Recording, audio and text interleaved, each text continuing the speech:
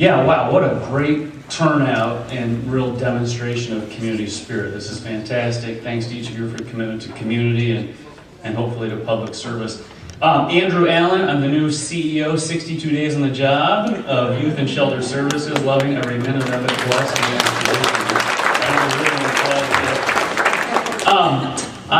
Youth and Shelter Services, a 40-year-old nonprofit organization based here in town, providing comprehensive youth services to kids and families across central Iowa.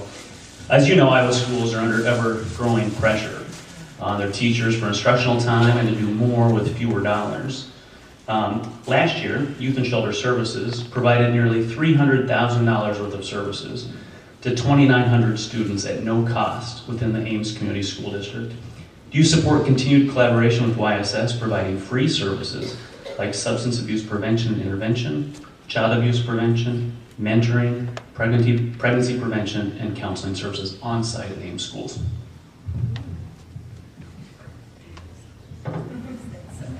I missed the do I support, so I'm listening for the question. So, well, thank you for what you're doing, and I think just to sit in the school board meeting last night when YSS presented their report, if you need to feel good what's happening in your community, look up the board documents from last night and read the YSS report, because they are really supporting our students in many ways. And so yes, I do support it. I can reflect on it with my own children, the do not touching, some of the programs that are impacting the younger children, and the impact and the conversations that you can have at your dinner table following the resources that are sent home to support those discussions that take place in the classroom. So I think this is a great example of the ways that we can take advantage of community support given the constraints that are in the classroom for buying for so much time.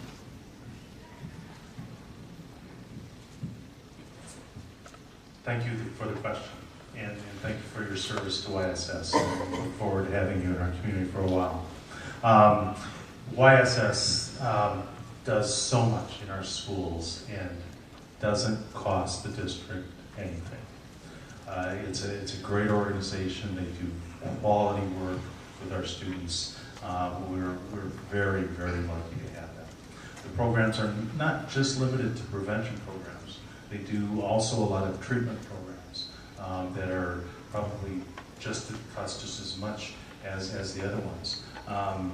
So definitely I'd be very, very supportive of maintaining that relationship with the school district and YSS. I do want to double check something. I haven't.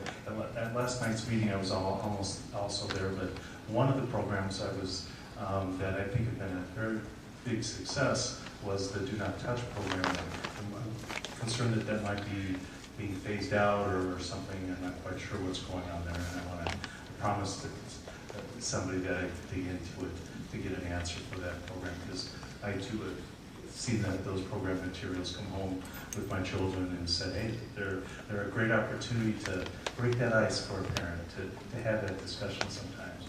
Sometimes parents are a little reluctant to have those discussions, so it's helpful for them to bring them home and be involved with that. So the question was, do I support? Yes. I can elaborate if you like. YSS is wonderful. They've done so much through their education, their prevention, treatment services, and counseling and other resources that they bring forward to the students that are in need of it. And Mr. Russ is right. There was a program. It's in the education piece that the school district is walking away from. If I'm not mistaken, it's actually the Say No to Drugs and Alcohol program, the substance abuse side of it.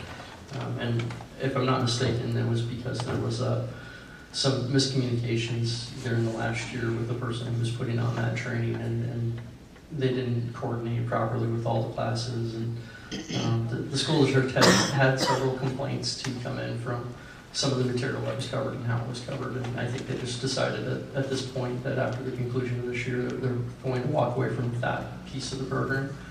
But they do very much support everything else that's going on, and I think we'd be interested in coming back to it as long as it's been vetted first and we feel that it is appropriate for those age levels that it's going into. Thank you, Andrew. And I was all prepared for your other question. I was at a forum a few weeks ago, and he just looked right at the guy and goes, "Will you be a mentor?" And then he sat down. And I'm like, that's put somebody on the spot. So I was all prepared for when I saw you. And he said yes. But YSS, absolutely, yes. Whatever, I support you. We've been tracking YSS for years. George Bellisso helped us through lots of things in our life. Been a horse supporter in every avenue of YSS and everything we want to do. And whatever you, Andrew, call, ask, talk to me. Be big supporter. Well, thank you for the question. One of the things I was reflecting upon last night is I think we could do a better job of strategic planning, of trying to figure out, okay, where do we want to have our relationship go in 5 years and 10 years? Making sure that we're providing the expertise from administration side to match up with the a la carte type of offerings you have right now. So one of the things I've challenged the board with potentially in October, November is to have a strategic planning session with the board of the AMES Education Foundation, talking about how do we continue to support the AMES Education Foundation, which then supports the school district. I would think it'd be a great opportunity for us to do the same thing with youth and shelter services. So that would be one thing we could work on going forward.